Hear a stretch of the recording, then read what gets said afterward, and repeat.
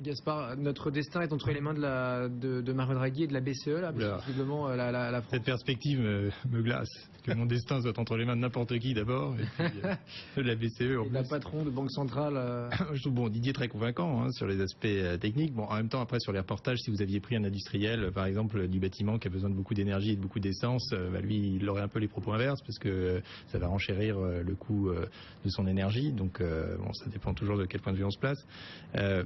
La chose qui m'inquiète un peu par principe, mais je regarde ça avec curiosité apeurée, c'est justement la créativité de la BCE à multiplier les nouveaux instruments pour éviter la déflation, la crise et finalement à être maintenant l'instance que tout le monde regarde en se disant quelle va être la nouvelle surprise de Mario Draghi qui va encore une fois nous sortir du mauvais pas.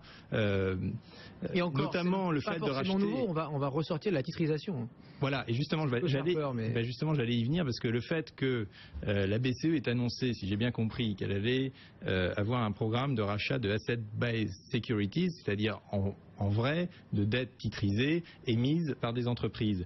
Vous pourriez avoir sur quels critères la BCE va-t-elle racheter la dette des entreprises, y compris sous une forme titrisée, ne va-t-elle pas faire concurrence au secteur privé, ne va-t-on pas avoir le même cas d'éviction que dans la BPI, ne va-t-on pas finir dans des économies où finalement quelques énormes mastodontes publics sont responsables des investissements ou du moins sont supposés les favoriser ou les booster. Didier Borowski, c'est vrai que